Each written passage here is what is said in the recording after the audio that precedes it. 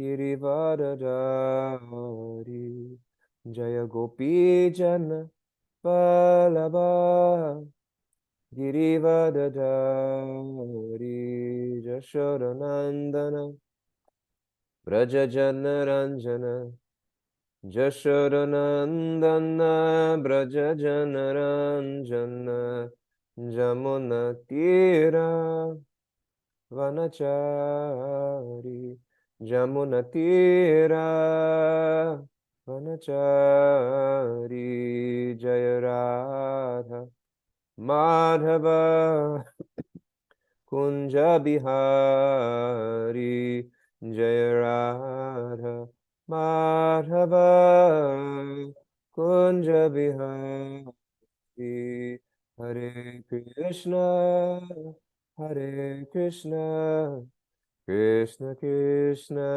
Hare Hare Hare Rama Hare Rama Rama Rama Hare Hare Hare Krishna Hare Krishna Krishna Krishna Hare Hare Hare Rama Hare Rama Rama Rama Hare Hare Jaya Prabhupada Prabhupada Prabhupada Jaya Jaya Prabhupada Jaya Jaya Prabhupada Prabhupada Prabhupada Jaya Srila Prabhupada Shri Madhava ki jai, Shri Muradhar ki jai, Samaveda Bhakta Vrinda ki jai, Nitai Gaura Premanande Hari Hari Bol. Om Namo Bhagavate Vasudevaya. Om Namo Bhagavate Vasudevaya. Om Namo Bhagavate Vasudevaya. Om Jnana Timirandhasya Gyananjana Shalakaya Chakshurunmilitam Jena Tasmai Sri Gurave Namaha Mukam Karoti Vachalam Bhangam Langayate Girim Yakripatamaham Vande Shri Guru Dinatharinam. Praying at the lotus feet of all the devotees assembled here and all those devotees not assembled here, may all of their mercies come upon us and empower us to receive the message of Srimad Bhagavatam, which has kindly been passed down to us like the ripe mango fruit, which was initially pierced by the lips of Sri Shukadev Goswami, and made even sweeter and carefully, thoughtfully, craftfully passed down from guru to disciple in the parampara system, all the way to the loving hands of Srila Prabhupada, who from the footsteps of Radha Damodar in Vrindavan began the translation of this message and brought it across the ocean, across the seas, across the world to us, to our predecessors who carefully passed this message down onto us. And if we approach this moon in a deep feeling of sincerity, humility, openness, and a begging for grace, then the message can penetrate the darkness, the fog, the illusion that is in our heart, and all misgivings can be cut to pieces, and we can awaken, not create, but discover the innate love of Krishna that is already in our heart, that is waiting to be brought out so that we may enter into our original identity that Krishna is yearning to dance with and to play with and to engage in loving pastimes with. Hari Om Tat Sat, Hare Krishna. Thank you, dear Vaishnavas and devotees, for being here for this study of Srimad Bhagavatam. We are reading from the 10th canto of Srimad Bhagavatam, 45th chapter, which means we are exactly halfway through the 10th canto of Srimad Bhagavatam, as there are 90 chapters in Srimad Bhagavatams. And because I'm a math whiz, I know that half of 90 is 45. So we are right there in the middle. And the name of this chapter is Krishna Rescues His Teacher's Son. Hare Krishna. Okay. What was the name of Krishna's teacher? Anyone?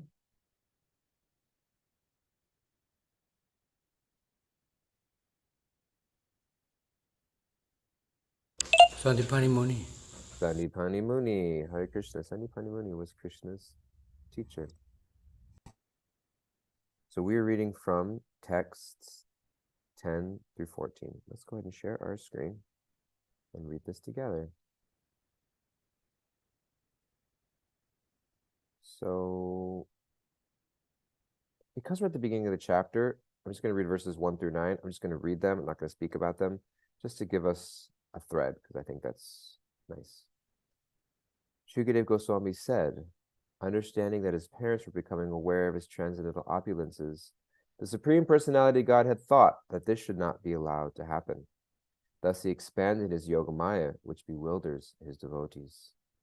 Lord Krishna, the greatest of the Sattvatas, approached his parents with his elder brother, humbly bowing his head and gratifying them by respectfully addressing them as my dear mother and my dear father. Krishna spoke as follows. Lord Krishna said, dear father, because of us, your two sons, you and Mother Devaki, always remained in anxiety and could never enjoy our childhood, boyhood, or youth. Deprived by fate, we could not live with you and enjoy the pampered happiness most children enjoy in their parents' home. With one's body, one can acquire all goals of life, and it is one's parents who give the body birth and sustenance. Therefore, no mortal man can repay his debt to his parents, even if he serves them for a full lifetime of 100 years. A son who, though all able to do so, fails to provide for his parents with his physical resources and wealth is forced after his death to eat his own flesh. A man, though able to do so, who fails to support his elderly parents, chaste wife, young children, or spiritual master, and neglects a Brahmin or anyone who comes to him for shelter, is considered dead, though breathing. Thus we have wasted all these days, unable as we were to properly honor you, because our minds were always disturbed by fear of Kamsa. Dear father and mother, please forgive us for not serving you. We are not independent and have been greatly frustrated by cruel Kamsa. And thus our verses today.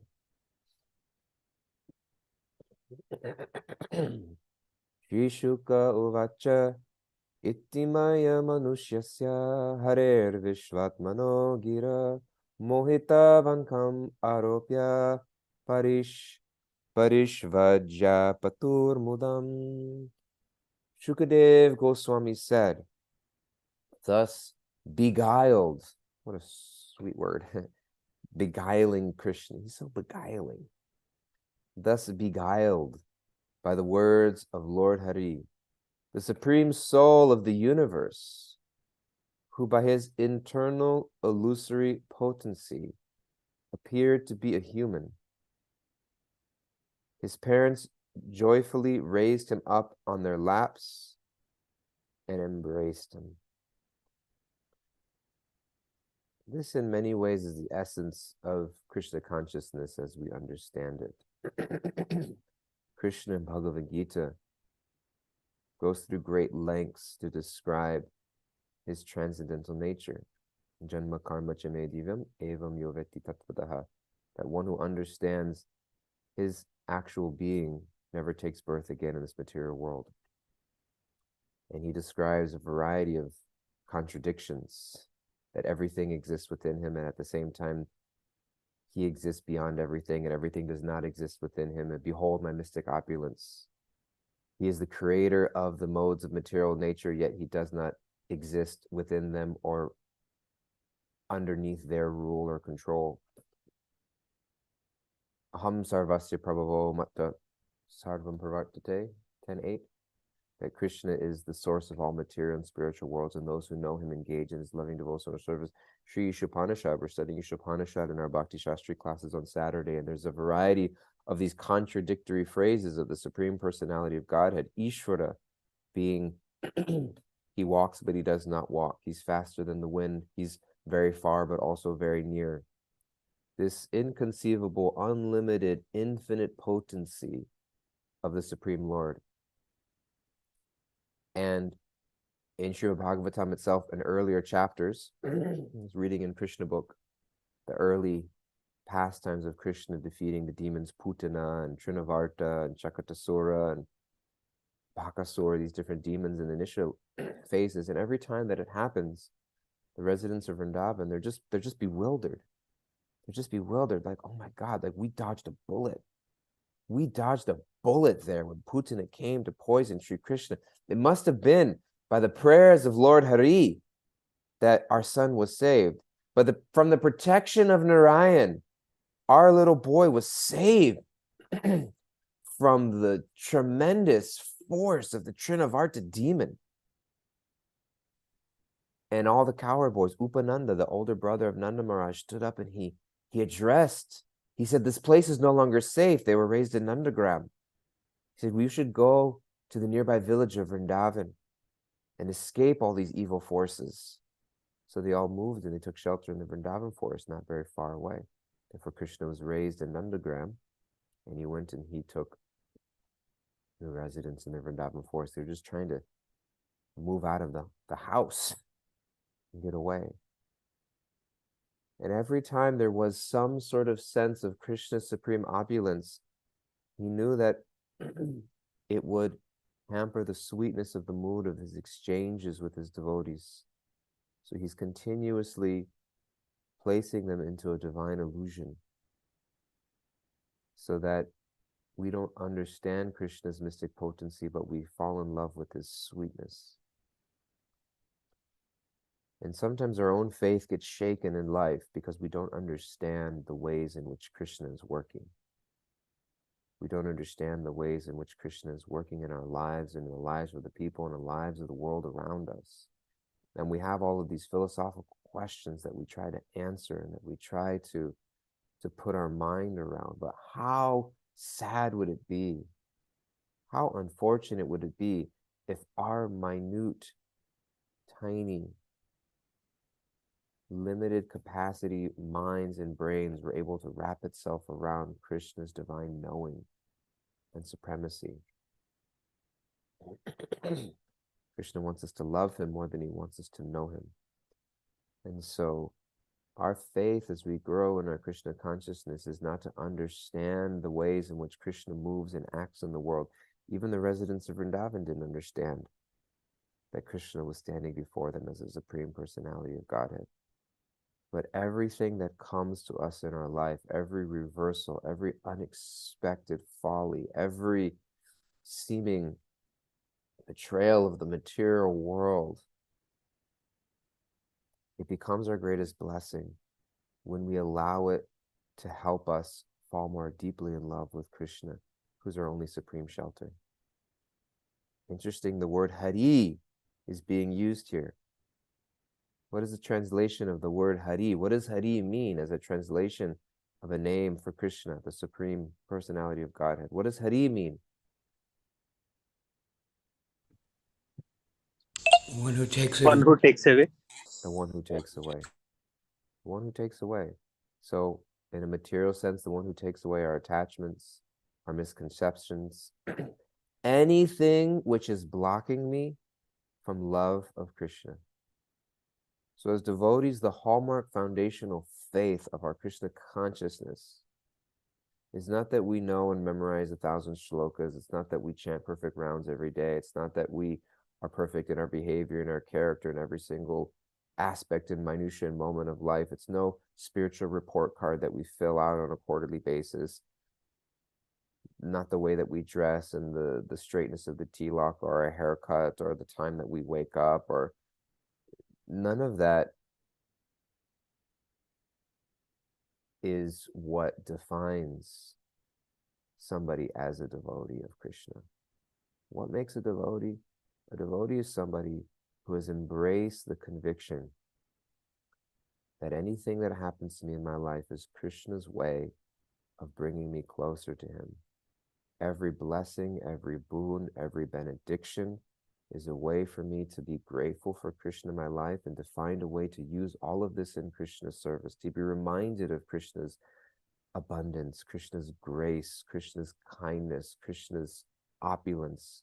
Let it remind me of Krishna and that it's not mine, and let me offer in service and be a reminder of Krishna's love in my life. And every reversal, every challenge, every heartbreak, every difficulty, every unexpected trial or tribulation, let it remind me that It's simply breaking my false conceptions of who I am in the material world is, and that there's no other shelter than Krishna. And that is the hallmark of the residents of Vrindavan.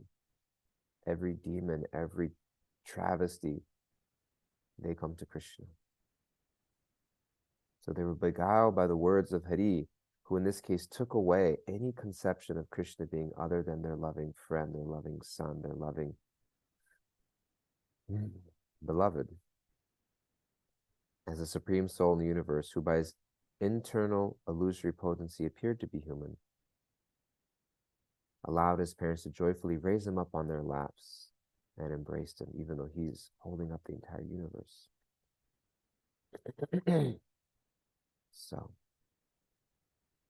text 11. So this is the concept, and it's so beautifully put even in this chapter, because we're hearing the story of Vasudeva and Devaki. We don't stop to think about the story of Vasudeva and Devaki. The direct parents of Krishna, left to be in prison while Krishna went to enjoy his childhood pastimes elsewhere. What dedicated devotion is there in the hearts of Devaki and Vasudeva? And were they forgotten by Krishna? No. Krishna remained in their hearts, and he's consoling them now. So we won't talk about that so much because in the previous verses, but we'll move along in verses to get to our verses today. Text 11. Chintata Vasudharapi sneha pashena chavritau na kinchit uchatu rajan bashpa kamtau vimohitau. Pouring out a shower of tears upon the Lord, his parents, who were bound up by the rope of affection, sneha, could not speak. They were overwhelmed, O king, and their throats choked up with tears. Text 12. Evam ashvasya pittaro bhagavan devaki sutta matamaham tu grashenam yadhunam akaron nripam. Thus, having comforted his mother and father, the Supreme Personality of Godhead, appearing as the son of Devaki, installed his maternal grandfather Ugrasena as king of the Yadus. And this is Krishna's promise to us.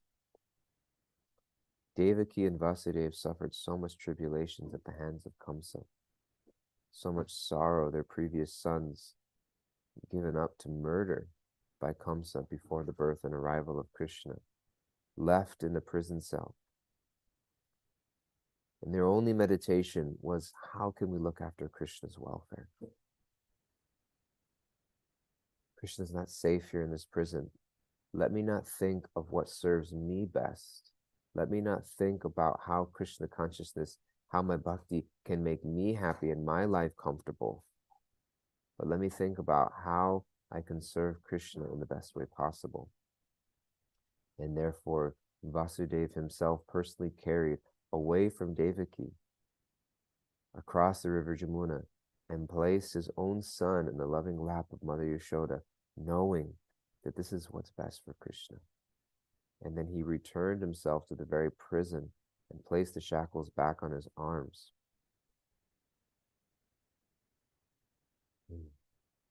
And kept the secret all to himself. And through all of that, Krishna returned to comfort them. So another hallmark of us as devotees is the faith that no matter how grim things seem in the moment at times, Krishna never forsakes us, never forgets us. And Krishna is always there to comfort us in our hearts. As he comforted his mother and father. And he reinstalled his maternal grandfather, Ugrasena, as king of the Yadus. Text 13. Ahachasmam maharaja prajas chagyaptum arhasi yati sapar yadhubir nashitavyam nripasane. The Lord told him, to Ugrasena, Almighty King, we are your subjects. so please command us. Indeed, because of the curse of Yayati, no Yadu may sit on the royal throne. Purport, Ugrasena might have told the Lord, my dear Lord, it is actually you who should sit on the throne. Ugrasena addressing Krishna as such. Anticipating this statement, Lord Krishna told Ugrasena that because of Yati's ancient curse, princes in the Yadu dynasty could technically not sit on the royal throne, and therefore Krishna and Balaram were disqualified. Of course, Ugrasena also could be considered part of the Yadu dynasty, but by the order of the Lord, he could sit on the royal throne. In conclusion, these are all pastimes the Supreme Lord enjoyed as he played the part of a human being. Another beautiful quality of a devotee. Never eager or hungry for power, for position, for prestige, wanting to influence over others, wanting to see others, wanting to serve, wanting to empower others to grow in their leadership, to grow in their and to serve and support. So Krishna himself, although the supreme soul of the universe, supreme personality of Godhead, rightfully could have placed himself on the throne, but he wants to see his devotee, Ugrasena. And Ugrasena himself was likely going to know, Krishna, you're the leader. Where else do we see in Shastra this quality of someone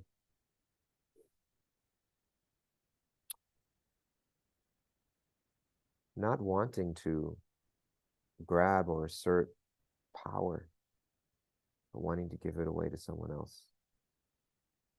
There's one specific example I'm thinking of, but there are several. There are several. Bart and Ram. Bharat and Ram, yes. Jamuna Jaya put Ramayana Bharat. Ram himself was banished to the forest for 14 years by his own brother's mother, Kaikeyi, and Kaikeyi wanted to place her son Bharat on the throne, and Bharat returned with the wonderful, amazing news. My dear son, you will become the ruler of Ayodhya. You are the king. It is as if it is all we desired. And Bharat is, what happened to Ram? Don't worry about Ram. He's been banished to the forest. He won't even be a threat to you anymore. Then Bharat Maharaj fainted to the ground, weeping in despair. What has been done? And Bharat Maharaj left and went to the forest to find Ram and said, you must come back. And Ram, who had every right, everyone would have supported him if he simply desired to push himself back into his position. Yet he accepted the fate. I was going to say fate of Krishna's hands, even though he's the Supreme Personality of Godhead himself. He wanted to instruct the world. And he said, no, Bharat, you take this up. And Bharat didn't say, well, I guess I just gotta enjoy and do all of this because it's my service. Bharat placed Ram's shoes on the throne and dressed himself in tree bark and lived just outside the palace. Because in his heart, he accepted no other ruler than his brother, Sri Ramachandra.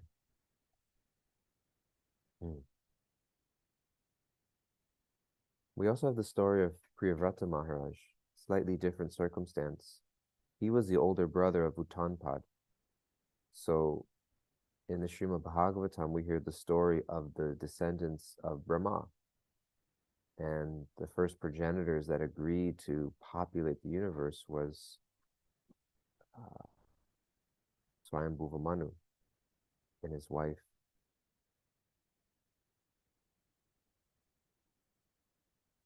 Forget the wife of Swayambhuva Manu. If somebody remembers, let me know. They had 5 children. And the third, fourth, and cantos of Bhagavatam is first describing his daughters, Akuti, Prasuti, and Devahuti. And his eldest son was Priyavrata Maharaj. But we don't hear Priyavrata Maharaj first because he abnegated. Abnegated? Is that the word? He declined rulership to retire and live with the force so that he not could be. And he gave it to his brother Uttanapad, said, you rule the kingdom. And Uttanapad Maharaj, the whole fourth canto of the Bhagavatam, is the descendants of Uttanapad, Dhruva Maharaj, down to Prithu Maharaj, etc.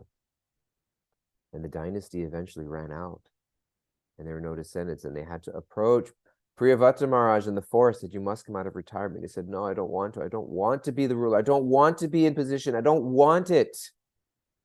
None of that will lead me closer to Krishna. I simply want what the residents of Vrindavan had in their hearts. I just want to fall in love with Krishna. I just want to feel what the residents of Vrindavan feel. I want to feel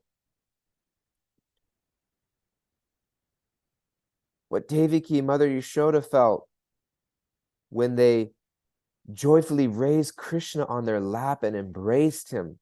That's what I want. When things don't seem to go our way in the material world, don't think, oh God, I wish I had that material glimmer of glitter. I wish I had a little bit of recognition, prestige. I wish I had a little bit of power and influence. I wish I had a little bit of material comfort. I wish I had my material health, all of those things. Why? If it's assisting in my service to Krishna, then yes, we need a certain degree of those things. We need to be comfortable in our life so that we can serve Krishna. If I'm materially suffering to such an extent that it's preventing me from being cognizant enough to be aware of Krishna, then my material suffering is no longer helpful or service in any way, shape, or form. We all have our different degrees of comfort that are required in order to perform our service.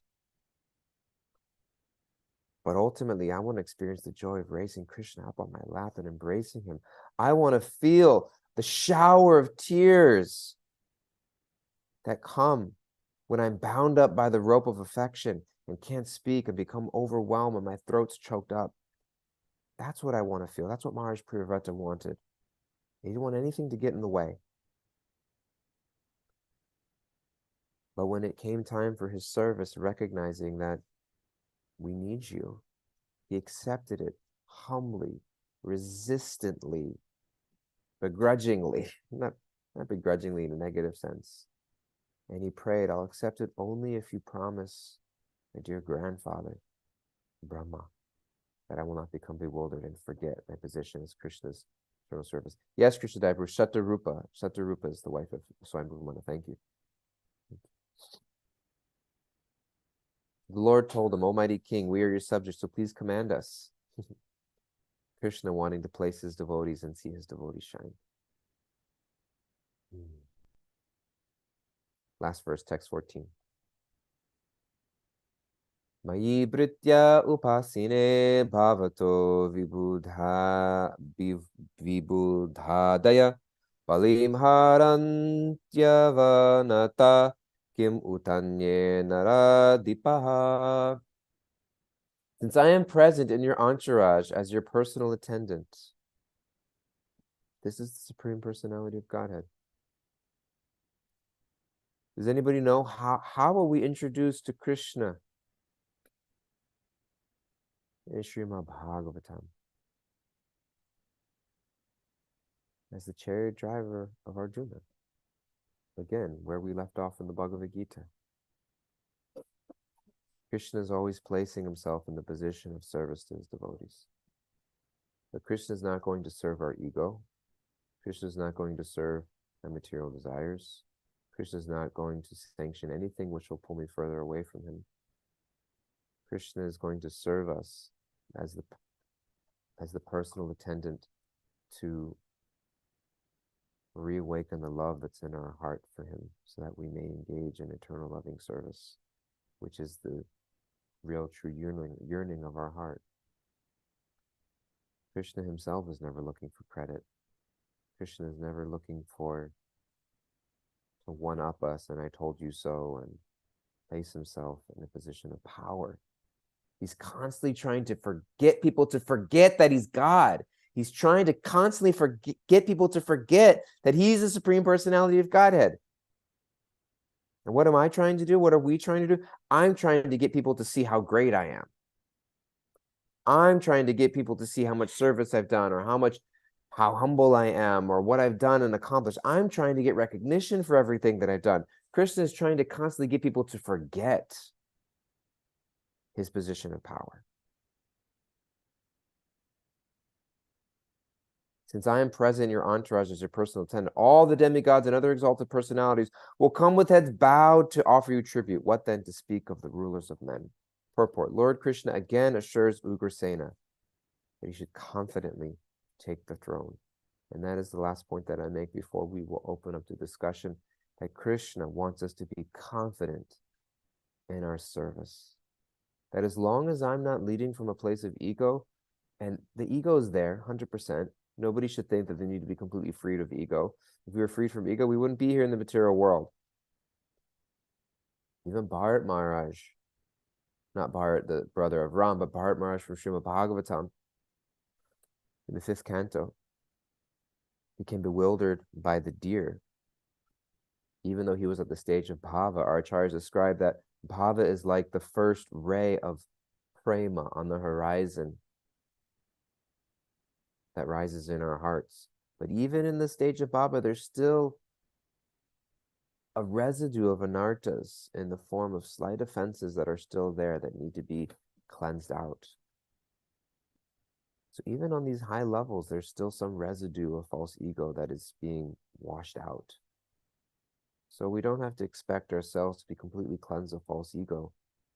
That's not what gives us confidence. But if we constantly are opening ourselves up to be humbled by Krishna, so that the boulder of my ego can get removed, so that the light of Krishna's love can shine in my heart, then I can be confident that Krishna is with me, that Krishna is guiding me. I can be confident without being arrogant, knowing that I'm simply a messenger and a representative of Sri Krishna, and I live to be corrected.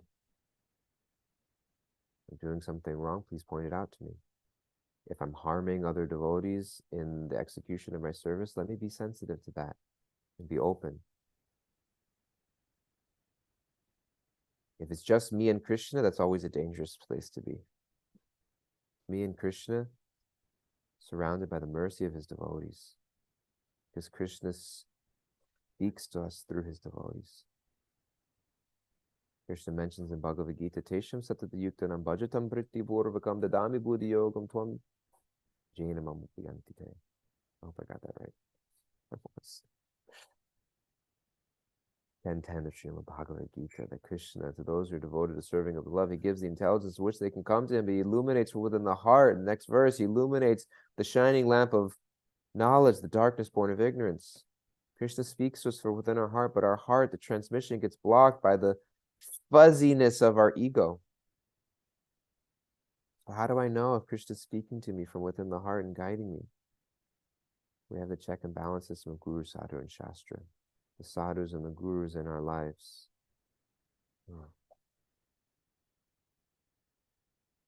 So we have these things in our life, and we can be confident that Krishna is with us, as long as we are not taking shelter of our false ego. Okay, Hari Om Tat Sat, Hare Krishna. I would love to open up for any comments, reflections, realizations, questions, additions, corrections.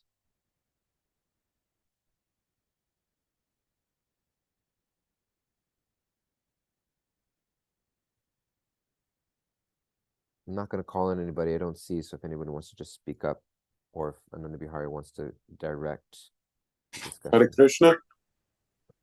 I see Beam, I see Jeff Ackler. Hello? Hello? Oh, I see Mike Colley. Yeah. So, you were talking about letting go of the false ego and everything, but it seems like mission impossible sometimes. I find myself, when you lose something, whatever it might be, an account or something, and even if the account wasn't that active, I know that Krishna might be stripping that away from me to bring him closer to him, but the reality of it is so hard to deal with in my consciousness. Yeah. Is it just am I on the right path? Because I understand that, Krishna could be stripping things away to bring me closer. I feel that sometimes, because then I just end up chanting more rounds. I'm like, when Yeah. things get hard, I chant more rounds. And is that what God really wants? Is me just to call his name out more and more when I'm in despair? But even then, I still find it very, very hard in my reality, to deal with the false Yeah. ego, you know, Yeah. the hit, you know, that Definitely. I'm sure we all have. I'm sure if everyone in this group said something, we would be, was like really, really truthful and was like, this past year I lost this, Sure. I had to deal with this. It's like, the path of God is definitely illuminating and helps me, but it's still really hard. I hear you.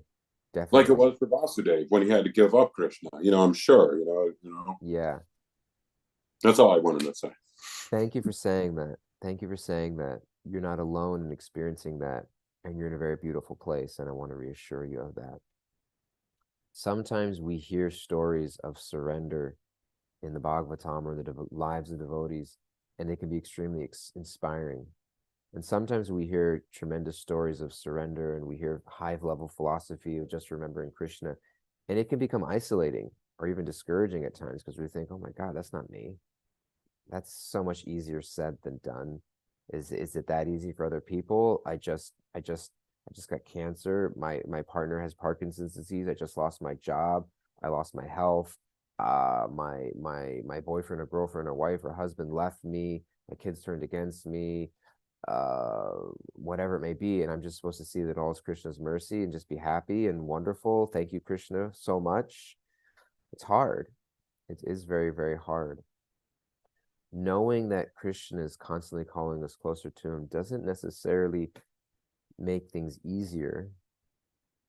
And there are times where we simply need to allow ourselves to do what we need to get through the difficult moment that is upon us. We may chant Krishna's names, we may take shelter of Krishna's devotees. I give you a personal example from my own life. Just recently this year, I had an accident where I broke my arm, I broke my wrist, broke my shoulder. I'm still recovering from it. And there are people saying, this is a time for you to go deeper into your spiritual life. You're just at home. You could be reading and chanting. And there are some people who had similar accidents, were just saying, this is the best time spiritually. And I'm just thinking, I was listening to a Japa workshop recently. Mahatma Prabhu and Bhattahari Prabhu give these Japa workshops. I was listening to a recording from years ago. And Bhattahari Prabhu is so humble and so sweet. And he's one of my Kirtan heroes. And he was talking about this in Archana Vritti. And during the Japa workshops, they have these 64 round days where they chant 64 rounds. And he said, in 164 round days, he said about halfway through, he said, I became convinced that I was a demon. He said, sometimes you're chanting and you question, like, am I even really a devotee? He was like, I was convinced that not only was I not a devotee, like, I was a demon. I was antagonistic towards Krishna and his service. And I was a demon. I became convinced that I was a demon because so much comes up. And I was thinking that in my own life, I was like, man, am I even a devotee? Like, this is hard and I'm just suffering and I'm in pain. And I just need to comfort and do whatever I can to get through this really difficult time. And sometimes that happens. Sometimes that happens. So we shouldn't assume that we have to operate above our pay grade in Krishna consciousness. And even if it's just a small little remembrance of, I know in my heart somewhere deep down that this is for my good. I don't see it right now and I'm suffering and this sucks and I'm angry and I'm upset and I'm not able to take full shelter of Krishna's name and pastimes in this moment. And I have a variety of ways in which I'm trying to cope with this in as healthy a means as possible. But you should remember that whatever you're experiencing is temporary. Krishna is with you. He will pull you through it. And the fact that you're here right now and hearing this message from Bhagavatam is evidence that you're in the right place. And we should just be very honest with where we're at and learn to be. One of the things we struggle with in our society of devotees is vulnerability. And part of the reason is because we have this this social structure that's in place that I think I need to be on a certain level in order to be accepted. If people knew how I was struggling with my japa or with my following of principles or with my service or lack of service or my character or my moral successes or failures, I wouldn't even be considered a devotee. And so we withhold things and we just put up a front that we're more advanced than we are, because that's the currency with which we find acceptance in societies of devotees. Where do we go and find spaces to be very real and vulnerable? That's why 12-step programs are so successful. Not that devotees societies aren't in a comparison, but I'm just saying where there's spaces where you're allowed to struggle. And so we're for 20 years. I had a slip up yesterday. You're not rejected. You're filled with compassion. And chanting for 20 years, you're expected to be on a certain level and not have struggles anymore. But they're always there. And that's the hallmark lesson, the Bhagavad Gita, that we bond through our struggles. Arjuna was the hallmark of an advanced devotee, a personal friend of Krishna, his cousin. And yet he forgot everything. He forgot everything. He didn't go to Krishna, thank you for this trial and tribulation. I know that you're pulling me closer. He's like, Krishna, I can't even hold my bow. He was literally weeping, crying, trembling, shaking, skin burning, melting onto the ground, laid down his weapons because he couldn't handle it. Where is that level of vulnerability? And in that vulnerability, where does it say that the wound is where the light enters you? But if we don't acknowledge the wound, then Krishna's light doesn't get to shine. Okay, I gave a long answer to your question. There's other hands that are up, and it's already 8:01, and we gotta go. So I don't know what we should do. Ananda Bihari Prabhu. Dayal Gauranga, everybody's so glad that you're back and that you're allowing us to struggle in a Krishna conscious way, like Arjuna did. Very, very nice point that you made. Very helpful and hope given. Hare Krishna, thank you. I hope I gave some hope and not some discouragement. Life sucks. It's not going to get better. You gave us hope and bhakti. We glorified Krishna together. Thank you for having me here and for tolerating me and overlooking my shortcomings and seeing the best in me and allowing me an opportunity to associate with all of you guys. Thank you, Dayal Gauranga Prabhu. Yeah. Okay, I think it's darshan time. Madhipusha Prabhu, will you facilitate darshan? We want to be seen by the Lord. We want to see the Lord. He doesn't know. If anyone has a follow-up question, Jeff or anybody want to say something, feel free to reach out to me. I'm happy to be in touch or share with the devotee after class. Reach out to somebody to share your realization or ask your question. Dayal Gauranga, you need to appoint somebody who can answer the question. If you need to go, you can appoint somebody. I appoint you. Thank you. Thank you. Okay, Jeffrey Eckler Prabhu, what's your question? Dayal Gauranga, thank you. Are we having darshan or no? We don't know. We don't know. We can just, how about this? I do have to run because I have somewhere to go today. I'll be all day today. So I'm going to turn my camera and audio off. And while I'm moving around and getting dressed and stuff, I'm going to watch darshan. You're going to be seen by the Lord while dressing up. How about that? Well, I'm already dressed. I just need to change my shirt. Okay. Okay. Thank you, Dayal Gauranga. Nothing too wonderful. Yeah. Hare Krishna. Hare Krishna. Okay, Jeffrey Eckler, Bhima Prabhu, you had your hands up. Let's go until darshan separates us. Hare Krishna, Prabhu. I was just thinking about how Krishna reveals himself to be human to his parents, and that's the moment at which they joyfully lift him up. And I really like that phrasing of the verse, thus beguiled by the words of Lord Hari, the supreme soul of the universe, who by his internal illusory potency appeared to be human, his parents joyfully raised him up on their laps and embraced him. And it just reminds me that, without that rasa, if it's all awe and reverence, someone or something that big, that powerful, that overwhelming, you can't really lift up. You can't glorify something that is glory in and of itself. But when you have that relationship with Krishna, however that manifests, that becomes the ability in you to lift him up. Wonderful point, Jeffrey. Yeah, Krishna takes us so much.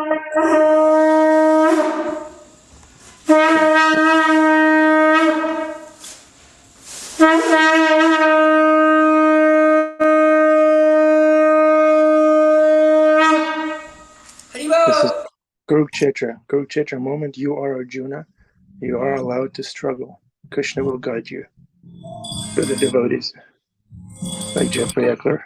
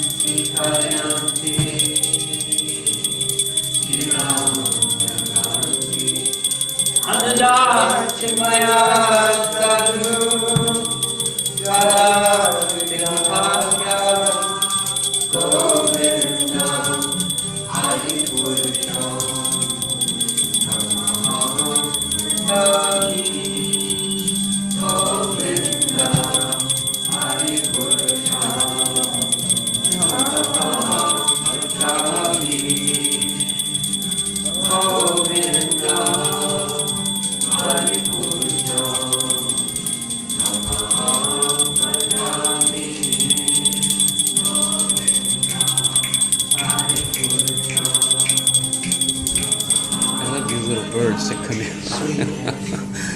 Vindam Hari Purusham. Bhima Prabhu, you had your hand up earlier.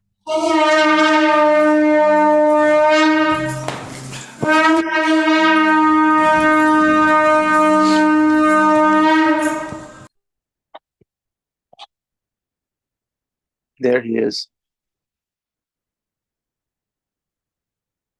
That was it? You just waved at me? Okay, nothing to say. Okay, no problem. A true gentleman always has something to say. Like, how wonderful is Krishna? How wonderful are devotees? Okay. All right, this is it, dear devotees. We are wishing everybody a wonderful and fulfilling Tuesday. Mike, bhakti is not cheap. Bhakti is real. It works. The process works. And you're true not gentleman. Okay, a true gentleman, huh? Come back. Do I look like a true gentleman? I'm not Yeah. posing as a true gentleman. You in your mop closet. Yeah, you look like a Mahabharata character transported into a Kali Yuga. Still not willing to give up the beat. One of the villains. Yeah. One of the villains. Okay. All right. Anybody wants to say anything?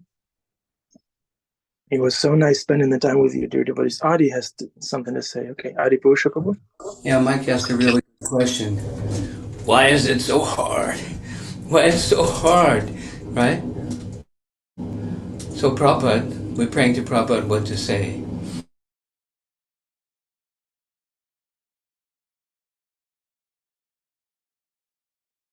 Oh no, Adi, what did Prabhupada?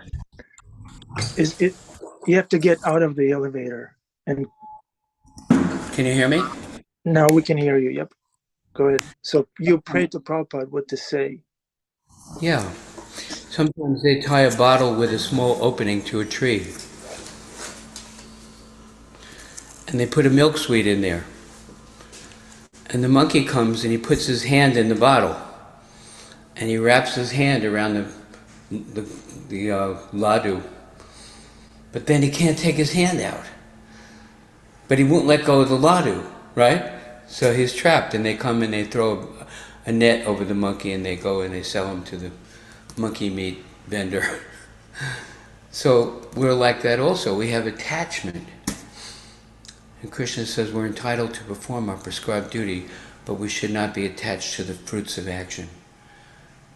So it's not that the situation is impossible to pass through, but we have to choose to endeavor like anything without attachment to the results. And then we're free. It's my attachment that keeps me bound up to suffering, and that's why it's so hard. At least that's one thing Srila Prabhupada said. I'm sure everything else anybody can respond to that good question is also appropriate, as far as I know. Endeavor, attached to the endeavor, but not to the result. Go on. I'm on my way to the monkey meat vendor. Yeah, and in China they have these restaurants. You go in there and there's a monkey in a cage underneath the table, and his head is sticking up through the table, and they actually cut open. Hold on. Let's not get there. Adi, Yeah, please. let's not go there, Adi. What? I don't get that. I don't Yeah, get that. nobody wants that. Mute him, please. No, nobody wants to hear. Click them Yeah, off. Adi, we're gonna mute you. I'm sorry, it's too much. Let's end up on a positive note. Who has a positive note to end on? Nitai Chand. Don't get caught by the monkey meat vendor. Okay. Yeah, Bhima will deal with him. Bhima will deal with the meat vendor. I had yeah. Okay. Hare Krishna. Thank you, Purusha Prabhu. Would anyone else like to say anything before we wrap it up? How wonderful is Krishna? How wonderful is Krishna? Yeah, there's hope. There's struggle, but there's hope. And we are in this together. Bhakti means we're in this together. Mike, we're chanting together with you. It's so nice. It makes it nice. It's not easy, but it's, joyful. What the heck? Okay, Hare Krishna. Love you all. Hari Hari Bol.